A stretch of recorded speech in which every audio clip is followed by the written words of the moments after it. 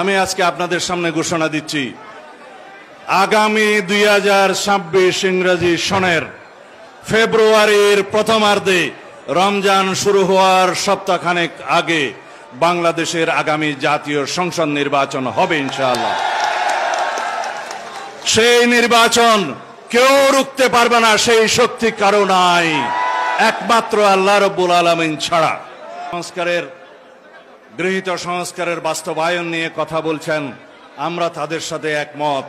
আমরা সেই সংস্কার বাস্তবায়ন করব পরবর্তী নির্বাচিত জাতীয় সংসদের মাধ্যমে। যে সমস্ত সংস্কারগুলো ঐকমত্য কমিশনে ঐকমতের ভিত্তিতে গৃহীত হয়েছে, আমরা একমত হয়েছি, তার মধ্যে বহু সংস্কার আছে যেগুলোর জন্য সংবিধান সংস্কার করতে হবে না, সংশোধন করতে হবে না।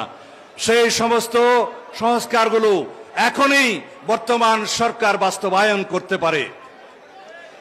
তারা বিভিন্ন অধ্যাদেশ জারির মধ্য দিয়ে, নির্বাহী আদেশ প্রণয়নের মধ্য দিয়ে এবং অন্যান্য অফিস আদেশের মধ্য দিয়ে সেই সমস্ত সংস্কার সাধন করুন। আপনাদের সেই স্বাধীনতা জনগণ দিয়েছে। কিন্তু যেই সমস্ত সংশোধনীগুলো, সংস্কারগুলো সংবিধানের সাথে সংযুক্ত, সম্পর্কিত, সেই সমস্ত সংশোধনীগুলো কেবলমাত্র জনগণের ম্যান্ডেট প্রাপ্ত একটি নির্বাচিত রাজনৈতিক সরকার এবং সংসদে কেবল সেটা বাস্তবায়ন করার উপযুক্ত ফোরাম। আমরা সেই কথা বলছি, আসুন আমরা আলাপ আলোচনা করি। আমাদের মধ্যে যদি কোনো পন্থা বের হয় আলাপ আলোচনার মধ্য দিয়ে, যেই সংস্কার সংশোধনীগুলো আমরা গ্রহণ করতে পারি আইনানুগভাবে, বৈধভাবে এবং সাংবিধানিক প্রক্রিয়ায়, আমরা সেই পন্থাটা নির্ধারণ করি। যারা আজকে পিআর পদ্ধতির ইলেকশন না হলে নির্বাচন না করার একটি ঘোষণা দিচ্ছে, যারা বলছে পিআর চাই উচ্চ কক্ষে নিম্ন কক্ষে, তারা তাদের ভিন্ন উদ্দেশ্য নিয়ে কথা বলছে। যারা গতকালকে বলেছে, একটি রাজনৈতিক দলের একটি সংবাদ সম্মেলন লক্ষ্য করলাম, যদি পিআর পদ্ধতির ইলেকশন না হয় তারা নাকি বাংলাদেশে নির্বাচন করতে দেবে না। আমি আজকে আপনাদের সামনে ঘোষণা দিচ্ছি, আগামী 2026 ইংরেজি সনের ফেব্রুয়ারির প্রথমার্ধে রমজান শুরু হওয়ার সপ্তাহখানেক আগে বাংলাদেশের আগামী জাতীয় সংসদ নির্বাচন হবে ইনশাআল্লাহ। সেই নির্বাচন কেউ রুখতে পারবে না, সেই শক্তি কারো নাই, একমাত্র আল্লাহ রাব্বুল আলামিন ছাড়া।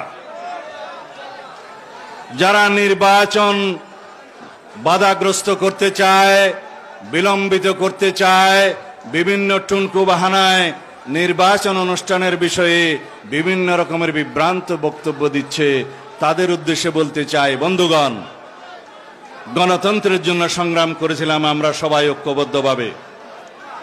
এই গণতান্ত্রিক আমরা আপনারা তর্ক করব, বিতর্ক করব, আলাপ করব, আলোচনা করব, ভিন্ন মত পোষণ করব, বহুমত পোষণ করব, কিন্তু গণতন্ত্রের স্বার্থে, স্বাধীনতার সার্বভৌমত্ব রক্ষার স্বার্থে আমরা একইভাবে ঐক্যবদ্ধভাবে এগিয়ে যাব।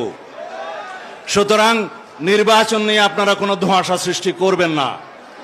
আমরা আপনাদেরকে আহ্বান জানাবো, বাংলাদেশের মানুষ এখন যেভাবে নির্বাচনমুখী হয়ে গিয়েছে, সারা বাংলাদেশে নির্বাচনী আমেজ চলছে, নির্বাচনী পরিবেশ সৃষ্টি হয়ে গিয়েছে, প্রার্থীরা জনসংযোগ করছে। এখন সেই নির্বাচনের বিরুদ্ধে যদি কেউ কোনো দল বক্তব্য দেয়, তাদেরকে জনগণ প্রত্যাখ্যান করবে। আপনারা যদি লক্ষাধিক টাকা বেতনে কর্মী নিচ্ছে জাপান, যেতে আগ্রহীরা যোগাযোগ করুন স্ক্রিনে দেয়া নাম্বারে।